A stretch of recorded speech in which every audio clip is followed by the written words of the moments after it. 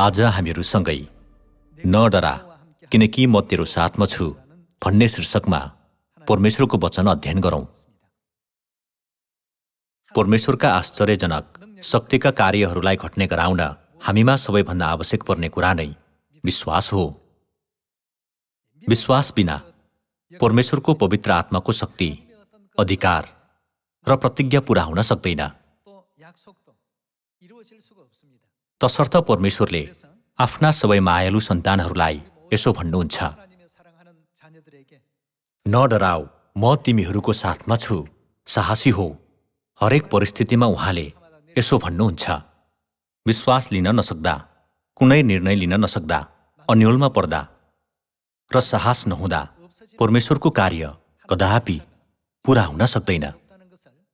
यो कुरालाई बाइबलका अगमबानीहरूद्वारा एकपटक निश्चित गरौँ। यहाँहरू कदापि नडराउनुहोस्। अगमबानीको दृष्टिकोणबाट हेर्दा वर्तमान युगको सबैभन्दा ठूलो शत्रु भनेकै डर हो, जुन प्रत्येक मानिसभित्र लुकेको हुन्छ। हामीले त्यो शत्रुलाई परास्त गर्नुपर्छ। परमेश्वरले गिदोनका सेनाहरूलाई चुन्नुहुँदा सबैभन्दा पहिला चाहिँ डरले काँप्ने मानिसहरूलाई घर फर्काइदिनुभयो। 32,000 जना मध्ये 10,000 जना त्यहाँ रहेर बाँकी 22,000 जना घर फर्काइए। त्यसो भए ती 22,000 जना कस्तो मन लिएर युद्धमा गएका थिए होलान्? तिनीहरूले डरको मन लिएका थिए। अरूले के भन्ला भन्ने कुरामा ध्यान दिएका थिए। मेरो छिमेकमा बस्ने फलानो र ढिस्कानो त युद्धमा जाँदैछन्, म गइन भने त एक्लै पर्छु। छिमेकीहरूले मेरो खिल्ली उडाउने छैनन् र? तिनीहरूले उद्देश्यको भाव बिना अरूलाई पछ्याए। युद्ध भूमिमा आइहेर्दा शत्रुहरूको शक्तिशाली हात हतियार र ठूलो संख्या देखेर तिनीहरू साह्रै डराए। परमेश्वरले हाम्रो मन हेर्नुहुन्छ। शत्रुहरूसँग पहिले डराउने मानिसले युद्ध वा लडाईँ कहिल्यै जित्न सक्दैन। हामीलाई जब डरले बसमा पार्छ, त्यो समयदेखि अब उसो कुनै कुरा पनि ठिक र अनुकूल देखिँदैन। 3500 वर्ष अघि इस्राएलीहरूले लिएको विश्वासको मनस्थिति र वर्तमान समयका स्वर्गीय मानिसहरूले लिनुपर्ने विश्वासको मनस्थिति उस्तै हो भन्न सकिन्छ। किनभने उनीहरू र हामी बीच छाया र वास्तविकताको सम्बन्ध छ। यहोशू अध्याय 1 मा हेरौँ। यहोशू अध्याय 1 पद 2 मा उल्लेखित वचन हेरौँ। मेरो दास मूसा मर्यो, यसकारण उठ, त यी सबै मानिसहरूलाई लिएर एर्दन पारी मैले इस्राएलीहरूलाई दिन आँटेको देशमा जा। मैले मूसालाई प्रतिज्ञा गरे झैं तेरा पैतालाले कुल्चिने सबै जग्गा म तँलाई दिनेछु। मरुभूमिदेखि लेबनानसम्म लिएर महानदी अर्थात् युफ्रेटिस नदीदेखि हित्तीहरूको जम्मै देश, पश्चिमतिर महासागरसम्मै तिमीहरूको सिमाना हुनेछ। तेरो जीवनभरि तेरो सामुन्ने कोही मानिस खडा हुन सक्ने छैन। जसरी म मूसासँग रहेँ त्यसरी नै म तँसँग रहनेछु। म तँलाई छोड्ने अनि तँलाई त्याग्ने छैन। के त बोलियो र के बन, खुब साहसी बन। परमेश्वरले हामीलाई सधैँ आज्ञा गर्नुहुने कुरा नै यही हो। बोलियो र खुब साहसी बन, किनकि मैले तिनीहरूका पिता पुर्खाहरूलाई दिन्छु भनी प्रतिज्ञा गरेको देश तिनीहरूको अधिकारमा गराउन तैँले तिनीहरूलाई अगुवाई गर्नेछस्। बोलियो र अति साहसी हो। मेरो दास मूसाले तँलाई आज्ञा गरे अनुसार सबै व्यवस्था पालन गर। त्यसबाट दाहिनेतिर वा देब्रेतिर नफर्कनु र तँ जहीँ गए पनि सफलता पाउनेछस्। व्यवस्थाको यो पुस्तक तेरो ओठबाट नहटोस्, तर त्यसमाथि तैँले दिनरात ध्यान गर्नु अनि त्यसमा लेखिएका सबै कुरा होसियारी साथ पालन गर्नु र तेरा सबै मार्गहरूमा तैँले उन्नति गर्नेछस् र सफलता पाउनेछस्। तँलाई मेरो आज्ञा छ, बोलियो र खुबै साहसी हो। नडरा, निराश नहो, किनकि तँ जहाँ गए पनि परमप्रभु तेरा परमेश्वर तेरो साथमा हुनुहुनेछ।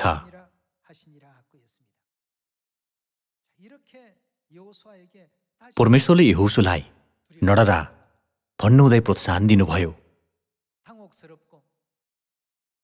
यहोशू र इस्राएलीहरूको अगाडि साँच्चै डरलाग्दो र लज्जित तुल्याउने किसिमका परिस्थितिहरू आइपरे। तर यहोशू कस्ता मानिस थिए? 12 जना गुप्तचरहरूमध्ये 10 जनाले साहस गुमाए। तिनीहरूले साहस गुमाउँदाखेरि तिनीहरूको अघि गएर यहोशूले के भने? उनीहरू त हाम्रा शिकार हुन्, त्यसैले उनीहरूसँग अलिकति पनि नडराऊ। दाजुभाइ दिदीबहिनीहरू, खाना खाने समयमा खानेकुरासँग डराउने मानिस कोही हुन्छ र? कोही हुँदैन नि। तिनले डर मान्नुपर्ने कुरै छैन भन्न खोजेका हुन्। तिनले परमेश्वरको प्रतिज्ञामा दृढ विश्वास राखेर हिँड्दा त्यहाँ जस्तो वातावरण र परिस्थिति भए पनि ती बाहिरी परिस्थितिहरू तिनको आँखामा देखिएन। तिनको आँखामा परमेश्वरको प्रतिज्ञा मात्र देखियो। यहोशूले कनानको भूमिमाथि विजय गरेको इतिहासलाई हेर्दा परमेश्वरले सहयोग गर्नुभएकोले यहोशू विजयी भए भन्ने अभिव्यक्ति मात्र लगातार अभिलेख भएको पाइन्छ। अर्कोतिर परमेश्वरले तिनलाई कस्तो विश्वासको मन लिन भन्नुभयो? बलियो र खुब साहसी बन, नडरा। जस्तोसुकै वातावरण र परिस्थितिमा पनि तिनले डर नमानुन् भन्ने परमेश्वर चाहनुहुन्थ्यो। त्यसरी नै परमेश्वरले आत्मिक यहोशूको युगमा जिइरहेका सियोनका सबै सन्तानहरूले कस्तो किसिमको विश्वासको मनस्थिति लिनुपर्छ भन्नेतर्फ जागृत गराउँदै हुनुहुन्छ। 3500 वर्ष अघिको यो इतिहास भौतिक युद्ध सम्बन्धी थियो भने वर्तमान युग चाहिँ आत्मिक युद्धको समय होइन र? आत्मिक युद्धमा अलिकति पनि डर मान्न आवश्यक छैन। परमेश्वरले यहोशूका सेनाहरूलाई विजय गराउनु भए जस्तै उहाँले परमेश्वरको इच्छामा आज्ञाकारी भएर सामरियामा र पृथ्वीको अन्तिम छेउसम्म सुसमाचार प्रचार गर्ने सबैले विजय हासिल गर्न सक्ने गराउनु भएको छ। परमेश्वरले गिदोनका सेनाहरूलाई चुन्नुहुँदा डरले काँप्नेहरूलाई इन्कार गर्नुभयो। उहाँले यहोशूका सेनाहरूलाई नडराऊ भनेर लगातार भन्नुभयो। यी विषयहरूलाई हेर्दै वर्तमान युगमा साहसी मन र निडर विश्वास लिन सक्ने यहाँहरू र म हुनुपर्छ। व्यवस्था अध्याय 1 मा हेरौँ। व्यवस्था अध्याय 1 को पद 19 मा सँगै हेरौँ। अध्याय 1 पद 19 मा हेर्ने हो भने, त्यसपछि हामीहरू होरेबबाट हिँडेर परमप्रभु हाम्रा परमेश्वरको आज्ञा बमोजिम त्यो तिमीले देखेको विशाल र महाभयंकर उजाड स्थानबाट भएर एमोरीहरू बस्ने पहाडी देशतिर लाग्यौं। त्यसपछि हामी कादेश बर्नेमा आइपुग्यौं। कादेश बर्ने चाहिँ कनानको भूमिको सीमा क्षेत्र हो। उनीहरू अब कनानको भूमिमा प्रवेश गर्न सकिने बिन्दुमा आइपुगे। पद 20 मा, अनि मैले तिमीहरूलाई भने, परमप्रभु हाम्रा परमेश्वरले हामीलाई दिनुहुने एमोरीहरूको पहाडी देशमा तिमीहरू आइपुगेका छौ। हेर, परमप्रभु तिमीहरूका परमेश्वरले त्यो देश तिमीहरूलाई सुम्पिदिनु भएको छ। परमप्रभु तिमीहरूका पिता पुर्खाका परमेश्वरले भन्नुभए झैं गएर त्यो अधिकार गर। परमेश्वरले हामीलाई त्यो भूमि दिने प्रतिज्ञा गर्नुभएकोले अब हामी गएर त्यो भूमि लियौं भनेर मूसाले सबै इस्राएलीहरूलाई हौसला दिए। तिमीहरू नडराऊ, निराश नहो। पद 22 मा हेरौँ। अनि तिमीहरू सबैले म कहाँ आएर भन्यौ, भेद लिनलाई हाम्रा अघि मानिसहरू पठाऊ। त्यस देशमा हामी कुन बाटो जानुपर्ने हो र कुन कुन शहरमा आइपुग्नेछौँ भन्ने खबर तिनीहरूले हामी कहाँ ल्याउनेछन्। यो कुरो मलाई बेस लाग्यो, अनि मैले हरेक कुलबाट 1-1 जना गरी 12 जना मानिस छाने। तिनीहरू पहाडतर्फ लागे र एस्कोलको बेँसीमा पुगेर त्यसको पुरा भ्रमण गरे। तिनीहरूले त्यस देशका कतिपय फलफुल ल्याए, अनि हामीलाई परमप्रभु हाम्रा परमेश्वरले दिनुहुने त्यो देश उत्तम रहेछ भन्ने खबर तिनीहरूले दिए। तर तिनीहरूले के गरे? तिमीहरू त्यहाँ जान मानेनौ। त्यो चाहिँ परमेश्वरले दिनेछु भनेर प्रतिज्ञा गर्नुभएको भूमि थियो। तर गन्ती अध्याय 14 मा यहोशू र कालेब बाहेक सबै गुप्तचरहरूले त्यो भूमिबारे नराम्रो खबर फैलाए। उनीहरू कादेश बर्नेबाट सिधै कनानको भूमिमा प्रवेश गरेका भए के हुने थियो? सायद त्यहाँ युद्ध हुने थियो, तहल्का मच्चिने थियो। तर त्यो नै परमेश्वरले उनीहरूका लागि तोक्नु भएको ठाउँ थियो। परमेश्वरले इस्राएलीहरूको लागि कुनै ठाउँ तोक्नु भयो भने त्यो नै उनीहरूका लागि सबैभन्दा उत्तम ठाउँ हुन्छ नि, होइन र? दाजुभाइ दिदीबहिनीहरू, ती सबै प्रतिज्ञा कसले गर्नुभएको थियो? कुनै जातिका नेताहरूले नभएर परमेश्वरले गर्नुभएको थियो। यसकारण वर्तमान युगका हामीहरूले पनि परमेश्वरले प्रतिज्ञा गर्नुभएको कुरालाई दृढ विश्वास गर्नुपर्छ। कुनै कुरामा सावधानीपूर्वक अगाडि बढ्नु राम्रो त हो, तर त्यो यदि परमेश्वरले तोक्नु भएको कुरा हो भने हामीहरू विश्वाससाथ नडराइकन अगाडि बढ्न सक्ने हुनुपर्छ। यो नै सुसमाचारको कार्य गर्ने बुद्धिमानी तरिका हो भन्न सकिन्छ। त्यो डर भन्ने कुरा नै 6 लाख मानिसहरूलाई उजाड स्थानमै नष्ट हुने गराएको र इस्राएलीहरूलाई 40 वर्षसम्म उजाड स्थानमै भौँतारिने गराएको एउटा कारक थियो। डरको मन नै उनीहरूको मृत्युको कारण बन्यो। तसर्थ वर्तमान समयका हामीहरूले आत्मिक अवस्थाहरूमा पनि डरलाई फाल्नुपर्छ। गन्ती अध्याय 14 मा हेरौँ। गन्ती अध्याय 14 को पद 1 मा हेरौँ। गन्ती अध्याय 14 को पद 1 को वचन हेर्ने हो भने, त्यस रात सारा समुदाय कराई कराई रोए। सबै इस्राएलीहरू मोसा र हारूनका विरुद्धमा गनगनाए र सारा समुदायले तिनीहरूलाई भने, हामी मिश्र देशमा नै मरेका भए असल हुने थियो, अथवा यस उजाड स्थानमा मरेका भए पनि हुन्थ्यो। गनगन धेरै गर्ने मानिस चाहिँ सधैँ डराउने मानिस हो, साहस नभएको मानिस हो। आज हामीले आफैलाई फर्केर हेर्नुपर्छ। विश्वासको जीवन जिउने क्रममा म गनगन धेरै गर्दैछु कि, अथवा के मैले परमेश्वरको प्रतिज्ञालाई विश्वास गर्दै सबै कार्यहरू साहसपूर्वक गरिरहेको छु त? पद 3 देखि लगातार हेरौँ। किन परमेश्वरले हामीलाई तरवारले मर्नलाई यस ठाउँमा ल्याउनु हुँदैछ? हाम्रा जहान र बालबच्चा लुट स्वरूप पक्रिनेछन्। अब मिश्र देशमा नै फर्कन हामीलाई उचित होइन र? अनि तिनीहरूले आपसमा भने, हामी एउटा अगुवा चुनेर मिश्र देश फर्कौं। तब मोसा र हारून इस्राएलीका सारा समुदायका सामुन्ने खोप्टो परे।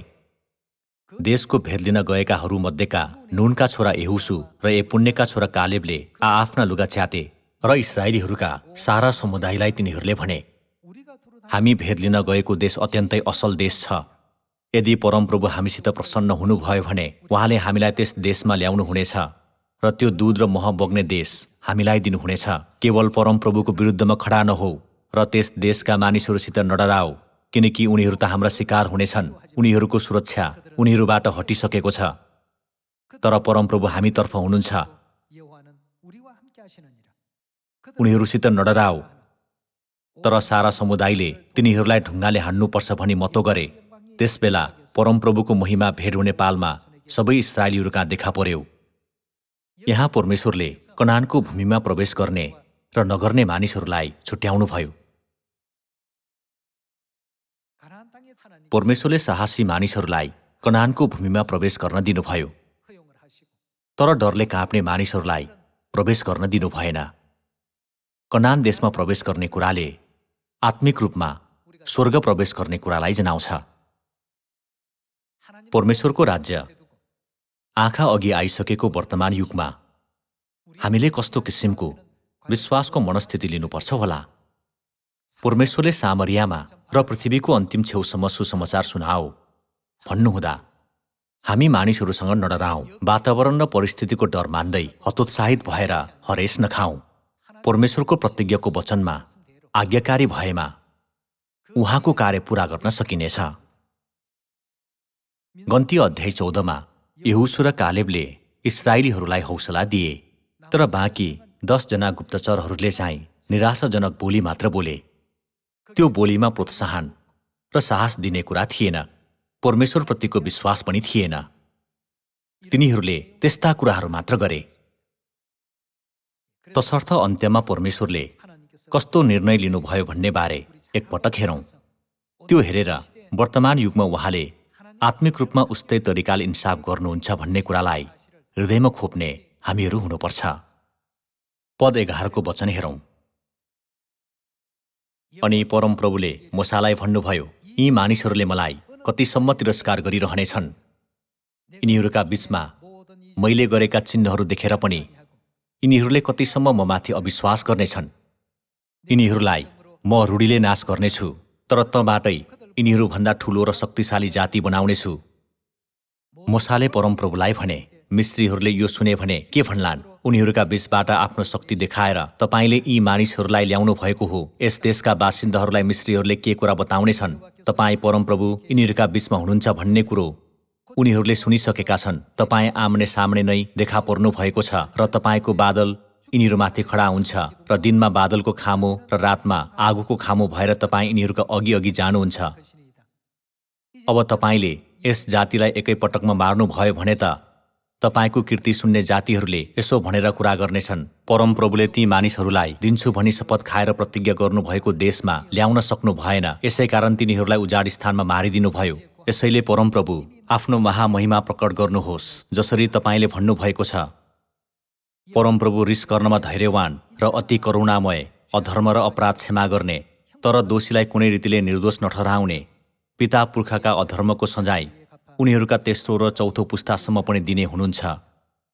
बिन्ती छ, तपाईँको महान करुणा अनुसार र मिश्र देशदेखि अहिलेसम्म क्षमा गरिरहनु भए झैँ यी मानिसहरूको अधर्म क्षमा गर्नुहोस्।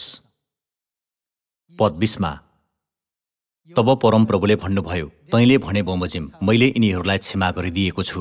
तापनि जस्तो म जीवित छु र जसरी मेरो महिमाले पृथ्वी भरिएको छ, मिश्र र उजाड स्थानमा मेरा महिमा र आश्चर्य कर्महरू देखेर पनि अनाज्ञाकारी भई 10 पल्ट मेरो जाँच गर्ने यी सारा मानिसहरूले यिनीहरूका पुर्खाहरूलाई शपथ खाएर भनेको प्रतिज्ञाको देश देख्ने छैन। मलाई तिरस्कार गर्नेले त्यो कहिल्यै देख्ने छैन। तर मेरो दास कालेबमा अर्कै आत्मा छ र त्यसले पुरै रीतिले मेरो अनुसरण गरेको छ। यसकारण त्यो पसेर आएको देशमा म त्यसलाई लैजानेछु र त्यसका सन्तानले त्यो अधिकार गर्नेछन्।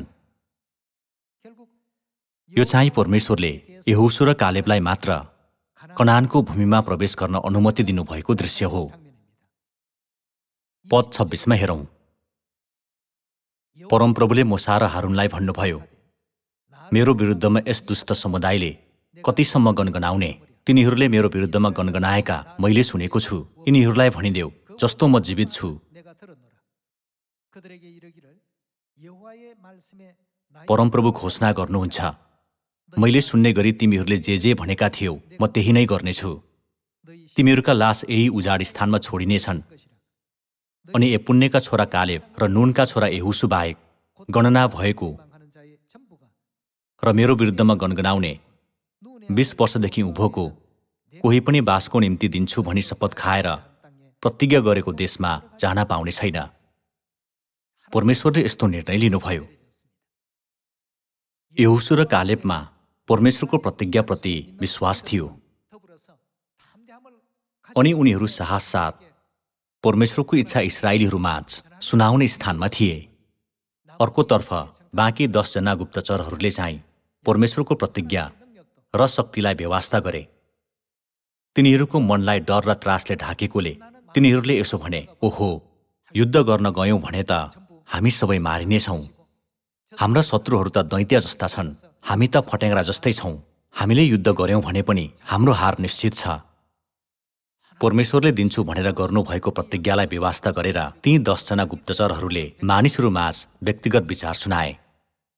यहोशूले जतिसुकै विश्वासिलो र साहसपूर्ण बोली बोले तापनि मानिसहरूले तिनको कुरा सुनेनन्।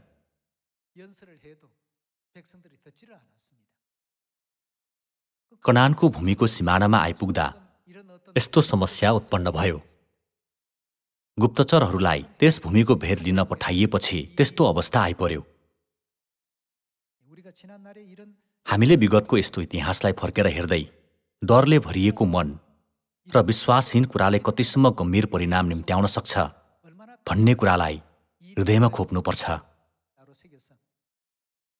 आत्मा बचाउने कार्य र प्रचार कार्य भनेकै आत्मिक युद्ध लड्ने कार्य होइन र? दियाबोलसले मार्न खोज्ने तर हामीले चाहिँ अझ एक आत्मा भए पनि बचाउन खोज्ने त्यस्तो आत्मिक युद्ध हो। त्यहाँ डर मान्न पुग्यो भने विजय हासिल गर्न सकिँदैन। परमेश्वरप्रतिको दृढ विश्वास नै विजयतर्फ डोर्याउने प्रेरक शक्ति हो भन्ने कुरालाई आज यहाँहरू र म निश्चित गर्दैछौँ।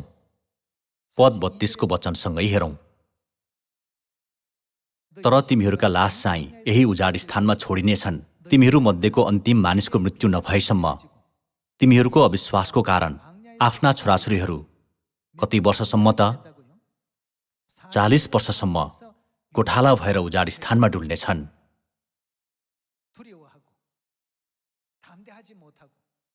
यो नै डराएर सास नलिँदाको परिणाम थियो। उनीहरू 40 वर्षसम्म उजाड स्थानमा भौँतारिएर अन्ततः उजाड स्थानमै नष्ट हुनु बाहेक अर्को विकल्प रहेन। साँच्चै यस्तो दुःखदायी परिस्थिति सृजना भयो। परमेश्वरले साहसी हो भन्नुहुँदा कुनै कारण बिना त्यसो भन्नुहुन्न। इस्राएलीहरूले डर मानेका ती दैत्य जस्ता सबै मानिसहरूलाई नष्ट गर्ने कार्यको नेतृत्व परमेश्वरले नै गर्दै हुनुहुन्थ्यो। आँखा अघि जस्तो अवस्था देखिए पनि नडराऊ, निरुत्साहित नहौ, म तिम्रो साथमा छु। दाजुभाइ दिदीबहिनीहरू, यो नै हाम्रो विश्वासभित्र नभई नहुने कुरा हो। त्यो आत्मालाई बचाउने कि नाइ हामीहरू आनाकानी नगरी साहसी भयौं भने त्यो समयदेखि परमेश्वरले सबै परिणामको ख्याल गर्नुहुनेछ। यहोशू र तिनका सेनाहरू उत्कृष्ट भएकाले विजय हासिल भएको होइन। शत्रुहरूले मित्र देशका सेनाहरू समेत गरेर समुद्री किनारको बालुवा जत्तिकै असंख्य मानिसहरू भेला गरी यहोशूका सेनाहरूलाई परास्त गर्न खोजे पनि परमेश्वरले सबै शत्रुहरूलाई परास्त गरिदिनुभयो। यहोशूका सेनाहरूले युद्धमा जाँदै पिछे जित हासिल गरे। किन होला? किनभने परमेश्वरले सबै शत्रुहरूको हार पहिले निर्धारण गरिसक्नु भएको थियो। यहोशू अध्याय 10 को पद 6 मा सँगै हेरौँ। अध्याय 10 को पद 6 मा हेर्ने हो भने, यसर्थ गिबोनका मानिसहरूले गिलगालको छाउनीमा यहोशू कहाँ यसो भनेर मानिस पठाए, हामी कहाँ चाँडो आएर हामीलाई बचाउनुहोस् र मद्दत गर्नुहोस्, आफ्ना दासहरूलाई नत्याग्नुहोस्, किनकि पहाडी देशमा बस्ने एमोरीहरूका सबै राजाहरू हाम्रा विरुद्धमा भेला भएका छन्। त्यसकारण सारा फौज र वीर योद्धाहरू लिएर यहोशू गिलगालबाट गए। अनि परमप्रभुले यहोशूलाई भन्नुभयो, कसो गर्न भन्नुभयो? अगाडि जस्तो सुकै अवस्था आइपरे पनि आँखामा देखिने भौतिक कुराहरूलाई मात्र नहेर, उनीहरूसँग नडरा, किनकि मैले उनीहरूलाई तेरो हातमा सुम्पिदिएको छु। उनीहरू एकजना पनि तेरो सामुने टिक्न सक्ने छैन। परमेश्वरले यहोशूलाई म तेरो साथमा छु, नडरा भनेर लगातार भन्नुभयो। आत्मिक अवस्थामा डरको मन आयो भने आत्मा बचाउने कार्य त्यो दिनमा असफल हुनेछ। परमेश्वर साथमा हुनुहुन्छ, उहाँले सुसमाचार प्रचारको बाटो खोलिदिनुहुनेछ भन्ने कुरालाई विश्वास गर्नुपर्छ। मानिसहरूलाई चेला बनाउन कसले आज्ञा गर्नुभयो? परमेश्वरले आज्ञा गर्नुभएकोले मानिसहरूलाई चेला बनाउन हामीहरू जानुपर्छ। अलिकति पनि डराउन आवश्यक छैन, होइन र? पद 12 देखि लगातार हेरौँ। परमप्रभुले एमोरीहरूलाई इस्राएलीहरूका हातमा सुम्पनु भएको दिनमा यहोशूले परमप्रभुसँग इस्राएलीहरूको उपस्थितिमा भने, हे सूर्य, त गिबोनमाथि, र हे चन्द्र, त चाहे अय्यालोनको बेँसीमाथि अडिरह। जाति शत्रुमाथि प्रतिशोध नलिउन्जेल सूर्य र चन्द्र थामिए। यो कुरोको उल्लेख यासारको पुस्तकमा पनि छ। सूर्य आकाश मण्डलको बीचमा अडिरह्यो र दिनभरि नै अस्ताउनलाई आतुरी गरेन। अय्यालोनको बेँसीमा एमोरीहरू विरुद्धको युद्धमा परमेश्वरले सूर्यलाई दिनभरि नअस्ताई आकाश मण्डलको बीचमै अडिने गराउनुभयो। इस्राएललाई फाइदाजनक स्थितिमा राख्नको लागि उहाँले चन्द्रलाई समेत थामिदिनुभयो। वैज्ञानिक पक्षबाट भन्नुपर्दा आकाशीय पिण्डहरूलाई एकछिन पनि रोक्न सकिँदैन। तर परमेश्वरको शक्तिभित्र ती सबै घटनाहरू वास्तवमै घटे। सूर्य अस्ताएन अनि चन्द्र चाहिँ उदाउनु पर्ने समयमा उदाएन। यतिसम्म गर्नुहुँदै इस्राएलीहरूलाई सहयोग गरिरहनु भएका व्यक्ति को हुनुहुन्थ्यो? हाम्रा परमेश्वर हुनुहुन्थ्यो। संसारको दृष्टिकोणबाट त्यो अलि तर्कसङ्गत नलाग्ला, कल्पना समेत गर्न नसकिने अवस्था हो। हामीलाई विजय गराई महिमा पाउने गराउन ती अवस्थाहरू सृजना गरिदिनु हुने व्यक्ति नै हाम्रा परमेश्वर हुनुहुन्छ। तसर्थ हामीहरू भौतिक संसारको अवस्था र घटनाहरूलाई हेर्दै डराउन, निरुत्साहित हुन र कसो गर्ने भन्ने कुराको पत्तो नपाएर यताउता भौँतारिन आवश्यकै छैन। अध्याय 10 को पद 41 मा उल्लेखित वचन हेरौं। यहोशूले कादेश बर्नेदेखि लिएर गाजासम्म र गोसेनदेखि गिबोनसम्मको सबै क्षेत्रलाई परास्त गरे। यी सब राजाहरूलाई उनीहरूका देशहरू समेत यहोशूले एउटै धावमा के गरे? जिते। किनभने परमप्रभु इस्राएलका परमेश्वर नै इस्राएलीहरूका निम्ति युद्ध गर्नुभएको थियो। परमेश्वरले उनीहरूलाई पूर्ण रूपमा सहयोग गर्नुभयो। न डराओ, निरुत्साहित नहौ, साहस ल्याऊ। परमेश्वरले चाहनु भएको कुरा त्यो मात्र थियो। अध्याय 11 को पद 1 मा हेरौं।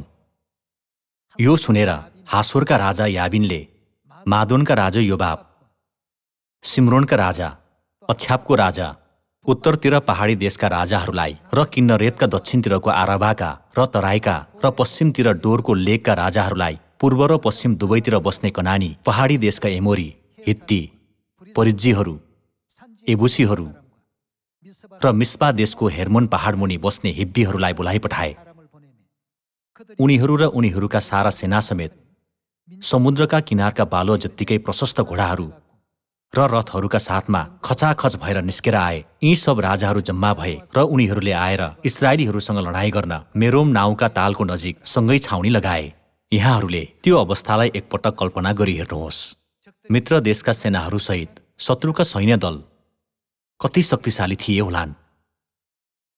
यदि यहाँहरू इस्राएलका सेनाहरूको स्थानमा हुनुभएको भए कस्तो लाग्थ्यो होला? शत्रुहरूलाई मित्र देशका सेनाहरूसहित ठूलो शक्तिका साथ आफू विरुद्ध खडा भएको देखियो भने कस्तो लाग्छ होला? डर लाग्छ होला नि। परमेश्वरले लाल समुद्र 2 भाग गर्नुभएको कार्यलाई इस्राएलीहरूले प्रत्यक्ष देखे। मिस्र देशमा 10 विपत्तिहरू झरेको पनि देखे। अझ युद्ध हुँदै पछि परमेश्वर सधैँ साथमा रहनु भएर उनीहरूलाई विजय गराउनु भएको कुराको पनि अनुभव गरे। त्यहाँ धेरै घोडा र रथहरू थिए, धेरै मात्र होइन, असंख्य थिए। तिनीहरू रणनीतिक रूपमा यति तयार थिए कि इस्राएलीहरूमा हामी त पक्कै हार्नेछौँ भन्ने सोचाइ आउन सक्थ्यो। यस्तो अवस्थामा डरको अवस्था सृजना हुन सक्दैन र? तर परमेश्वरले यसो भन्नुभयो, यस्ता भौतिक अवस्थाहरूलाई मात्र हेरेर नडराओ।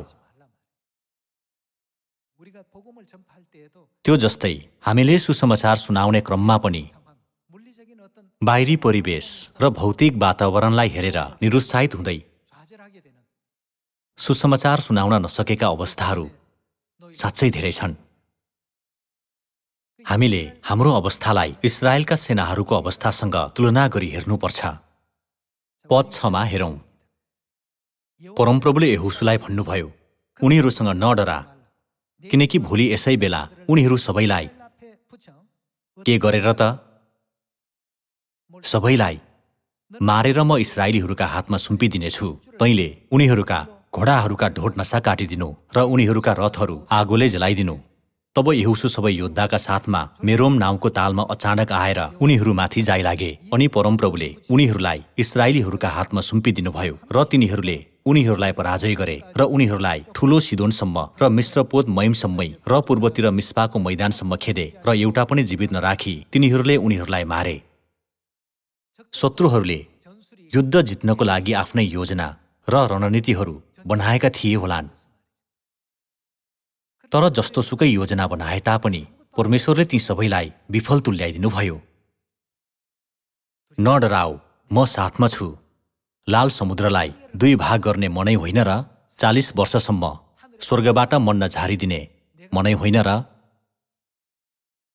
आज यहाँहरू र म नडराओ, साहसी हो भन्नुभएका परमेश्वरको आवाजलाई हृदयमा राखौं। यहोशूले इस्राएलीहरूलाई परमेश्वरले प्रतिज्ञा गर्नुभएको भूमिमा डोर्याए अनि इस्राएलीहरूलाई प्रत्येक कुल अनुसार कनानको भूमि दिइयो। पछि यस्ता अनुग्रहात्मक कार्यहरू लगातार भए नि, होइन र? हामीहरू अनन्त गृह नगर, स्वर्ग फर्कने दिन अब टाढा छैन। स्वर्ग प्रवेश गर्न अघि यस्ता अवस्थाहरू आइपर्दा हामीले कसरी विश्वास जगाउँदै परमेश्वरको प्रतिज्ञालाई दृढ विश्वास गर्नुपर्छ होला।